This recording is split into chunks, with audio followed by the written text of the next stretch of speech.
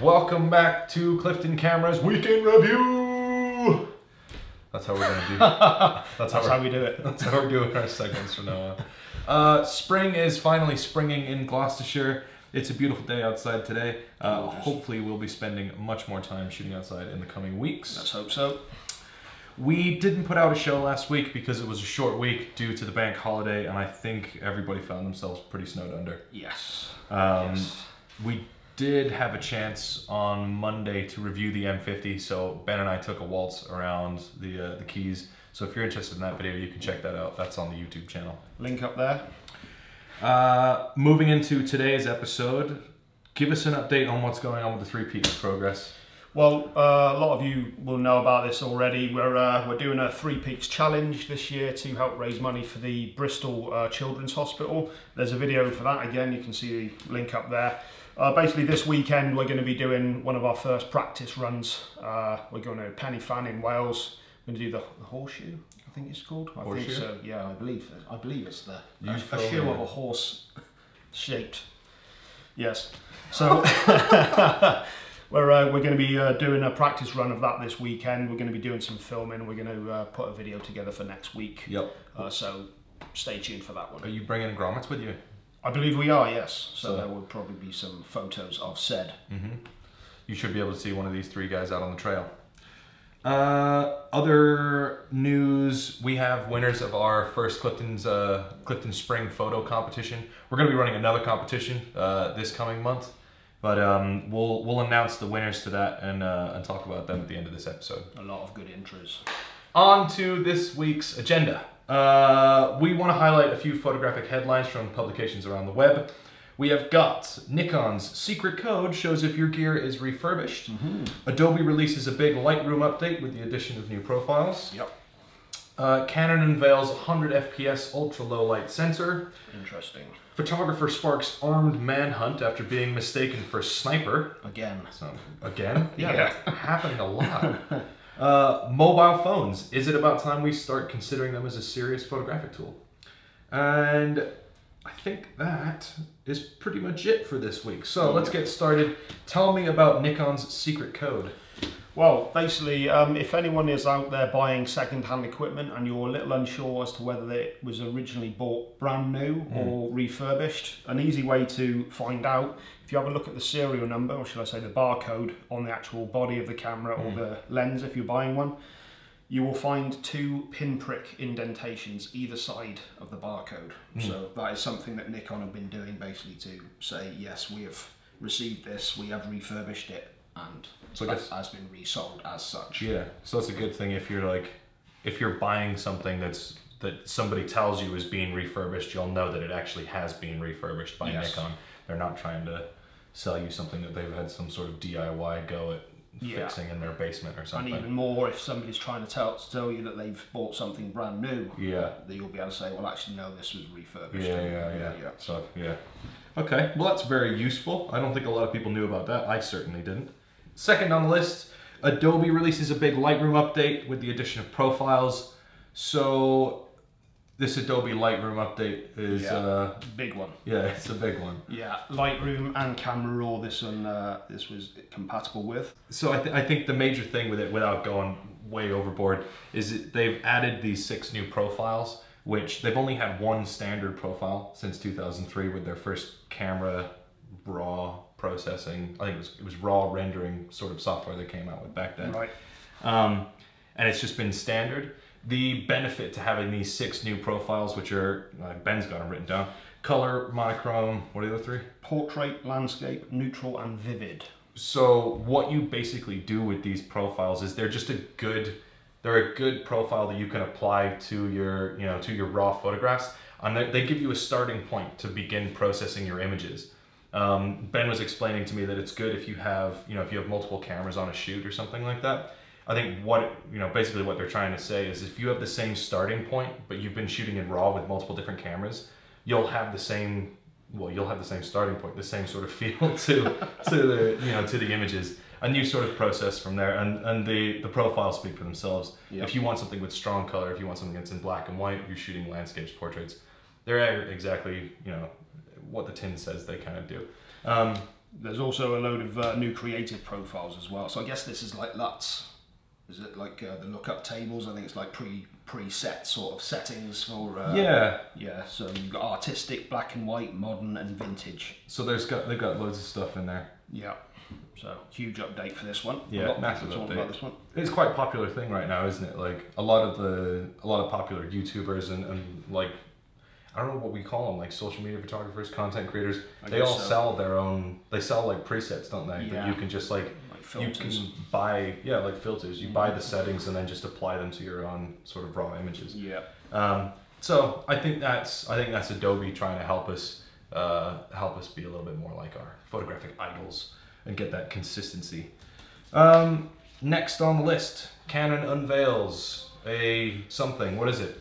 The 100 frame per second ultra low light sensor. So you can shoot this Canon thing. So you can shoot 100 frames per second in full HD in near total darkness. They got a video. Ben, link us to that in the description there. It just shows you what it does basically. It shows you footage from this sensor. What's the significance of it? Well, this is kind of where I got distracted because I was actually looking at a lot of the comments in the YouTube section, and I think more people were kind of more concerned as to why there was all this development going into this area of things when there should be other stuff. Yes, going into other areas. 10-bit, for example, 4K. Yeah. These other things that maybe should be coming first from Canon. There's a lot of things that Canon are doing right, but it is one of those things where there's I think they're focusing on innovating some amazing things. They've got there's another 120 megapixel sensor that they've been developing for the last couple of years as well, which gives you insane, like a crazy amount of resolution for shooting video as well. You can crop in on this thing 7 times and it still looks like it's in full HD. You put that, they've got video for that as well. You put that next to a full HD sensor and it's like, wow, it's hugely different. But they're innovating all this great technology for cameras that might not come out for 10, 20 years. Do you know what I mean? We all know that what we want to see is something we can use today. Catching up with the mirrorless cameras, Sony, Panasonic. So, on a positive note, those innovations are definitely coming down the line. It's just, I think people have had to be a little bit more patient. Yes, absolutely. We will get them, I'm sure. Yes. All right, next in the news, photographer sparks armed manhunt after being mistaken for a sniper. This is like the second time this has happened, I think, in a year. What's going on? I'm sorry. No, it was quite funny, wasn't it? Like, this was some bloke in Ireland, like in Kerry, West Kerry or something. We're talking, I don't know. I mean, it was nighttime. I think he was doing astrophotography. I think he was staying over a couple of days. I seem to remember something about it being that this area is actually renowned for this sort of thing as well. It's well known for this. Somebody was out walking a dog, saw a guy up on the hill with his camera mounted on a tripod and figured that it was actually somebody with a rifle. Like, what? And the police were called out and... they were searching for him for a while. For quite a while, yeah. Eventually it got explained and nobody was harmed, luckily. But I mean, this is a year, I think it was a year ago, something happened in America as well. Yeah, in the States there was a gentleman he took out his tripod to film a traffic stop, basically. Right. There's a big thing right now with, in the US, we all know what's been happening, trying to keep police accountable by filming what they're doing. And you're totally allowed to do that, but this guy got his tripod out and the policeman... That's what he was doing, was it? I didn't realize that. I think that was the intention of what he was doing anyways. Right. And he took out his tripod and this guy mistook it for a rifle and he actually shot him twice. He's alive.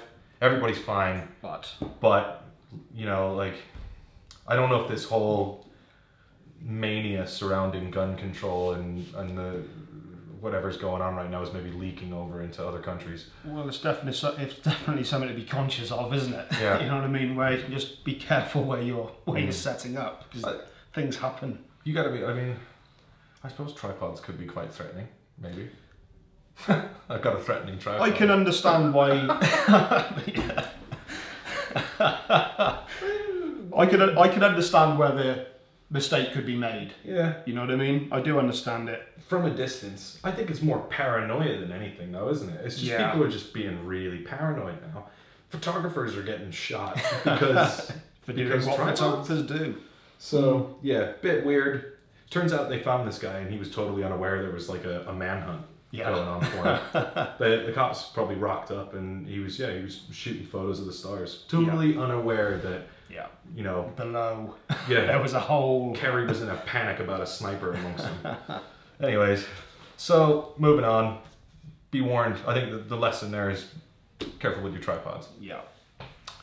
Mobile phones. I think this conversation could maybe take a little bit, but there's so much in the news right now, and I say in the news, but when I'm talking news, I'm kind of talking digital news, digital media kind of stuff that we pay attention to. Yeah, Petapixel, F-Stoppers, you know, big blogs and digital sort of magazines that we follow that are relevant to our industry. This isn't the kind of stuff that's showing up in the BBC or anything, but I think it's a huge topic of conversation within the photographic community. Mobile phones. Is it time that we start considering them as serious photographic tools? What do you think? Well, there's no denying.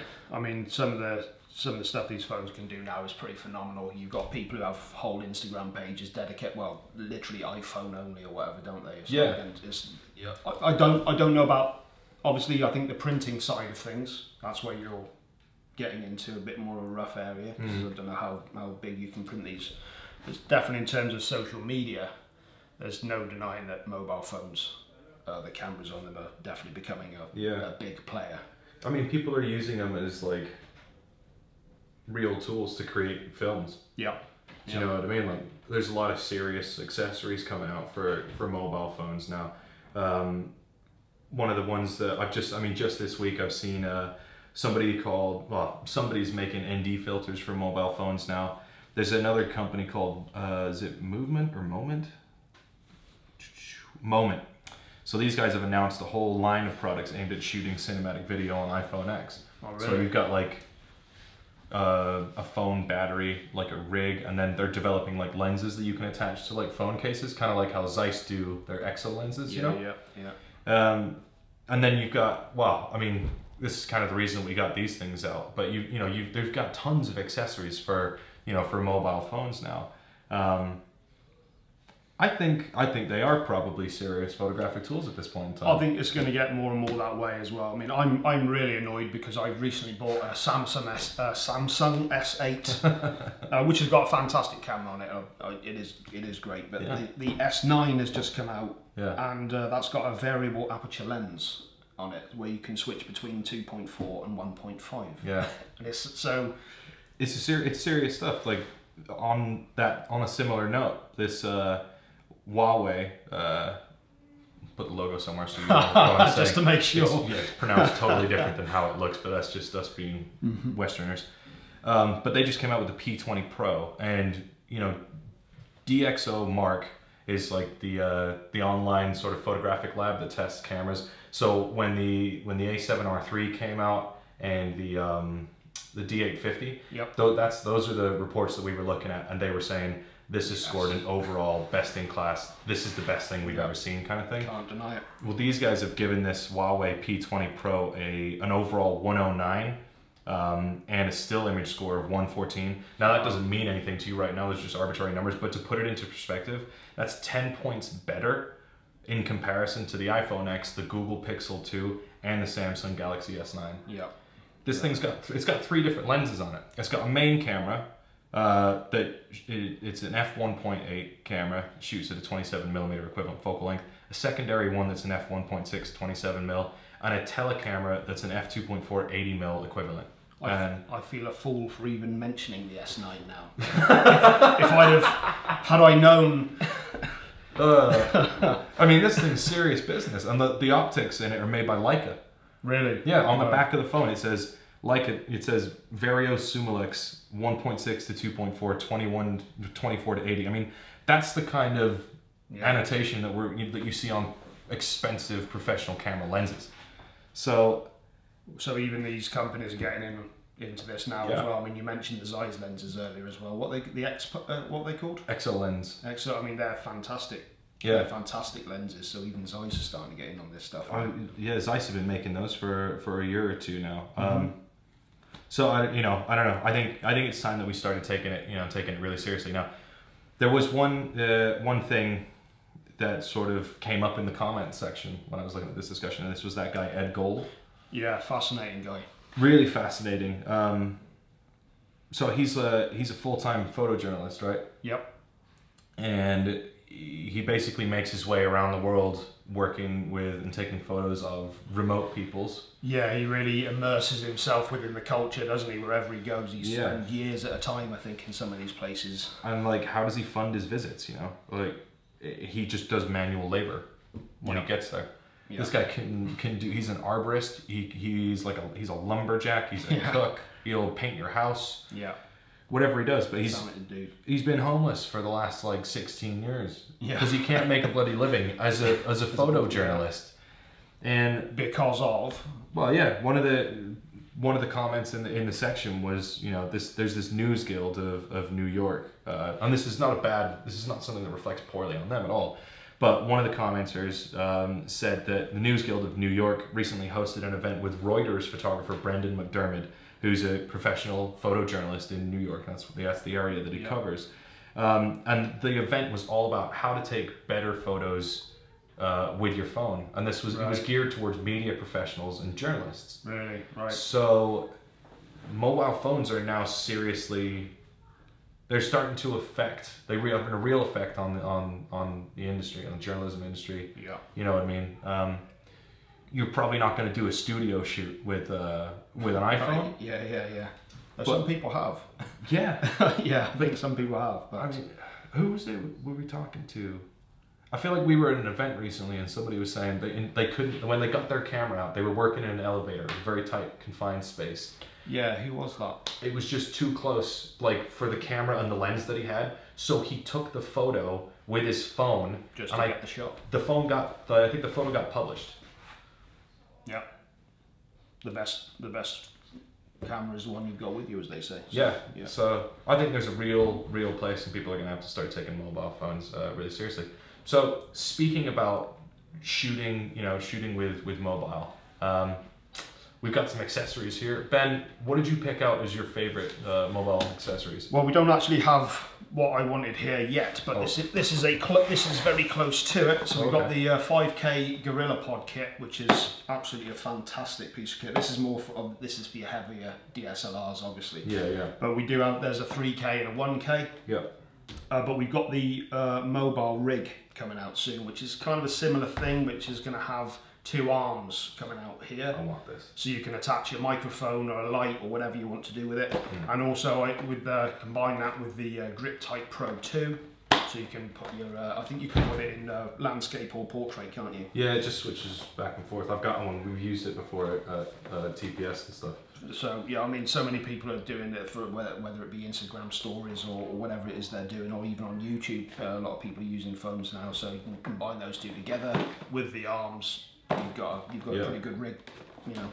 It's sweet, yeah. Love the Joby stuff.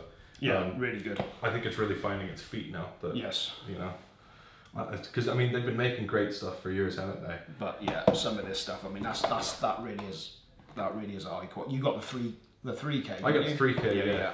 Which we took to TPS, and like that one's great for for your phones or smaller cameras. Like you were saying, that one's for you could put a 1D Mark II on that. Yeah, I can.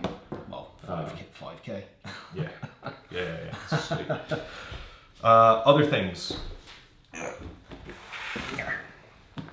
Osmo Mobile. Great piece of kit. Yeah, gimbals are very popular now. Like whack. I don't know if you want to whack anything, but put your phone in this, and you can get very, very clean, very nice cinematic footage. And it's the whole point of the gimbal is its stabilization. This is great, and also this is something that this was awesome. We picked this up recently and took it to TPS with us. I love those. I love Rode mics. They're awesome. Rode's a great company, and this is something that you just plug into your phone. Like I was struggling Joby have recently fixed this problem. Literally, as I had the problem, we went to TPS and they had a solution for it, and I was like, "Bam, that's great." Yeah. But I just spent I just spent money on that GripTight Pro, but it was the GripTight Pro 1 and not the Pro 2. Right. And the main problem was on your mobile phone on a lot of, grippy What, it covers thingies. the... Yeah. Well, there wasn't a cold shoe. Right. Okay. There was no way to mount a microphone.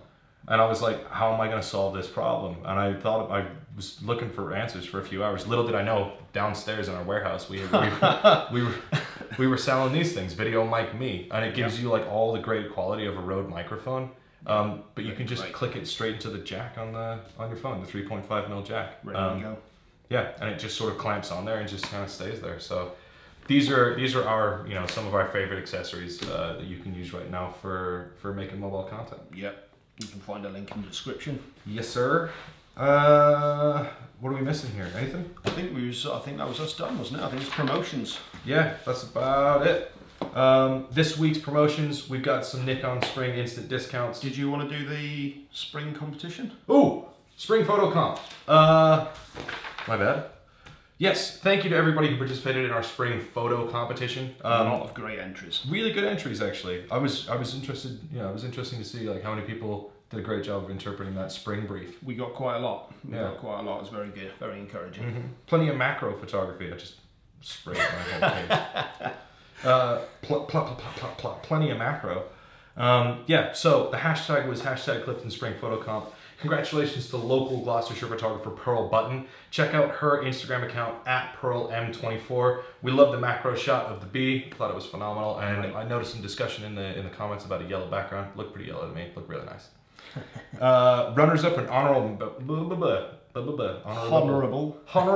honorable mentions go out to Joe Southerset Photography for your shot of the vole. You want to read that second one? Where are we at? This one, this lady here. Tracy Stevens. I'm sorry. Tracky Bottoms XX. All right, and last but not least, Sarah Sadler @Sarah Sadler Photography for your shot of the three. What are they called? Grape hyacinths. I had to actually look those up. I had to look up what that other flower was too. A crocus. I think I know what those are. Yeah. The little like purpley ones that pop out of the ground. The flowers. So. Yeah. Anyways, so we'll be in touch to organize your prints for those photographs. And Pearl, we will definitely work out sending you a voucher. Thank you for your participation. Next month, meaning now this month, because it's April, we're going to be doing #Clifton Water Photo Comp. So that's the new theme for the month. So definitely, we're talking like landscapes, long exposures, water drops, whatever you can think of, really. I'm just giving away ideas. That's it for the Clifton Spring Photo Comp. Those are our winners. Great job, guys. That was really weird. Do you want to do it again? Yeah. That was cardboardy. So that's it for our Clifton Spring Photo Competition. That's also us for, wow, I don't even know where to end. Apart from promotions? Yeah, take it. All right, let's do the promotions thing, so I'm not, take it away. Just two promotions this week. We've got the Nikon Spring instant discounts, which is up to £350 off a handful of DSLRs, which is no joke. No, there's no joke. There's a good selection of stuff there. That's a nice little discount there. And we've also got the Pentax 645Z with the 55mm f2.8 kit, which has dropped a further £800. Huge money. Yes, I can't remember how much it was originally, but that's. I think it was over I think it was like a £2,000 saving off of what retail was. Yeah, so that's a significant saving there. Yeah. But that's it for this week. So let us know what you think of mobile photography. Is it time to take it seriously? Let us know in the comments. We want to hear from you guys. We really, really want to hear from you. We're going to be back next week. I'm not sure if we have any themes as of yet. Nope. But we will be back and we will see you then. Yeah. Peace. Is that all right?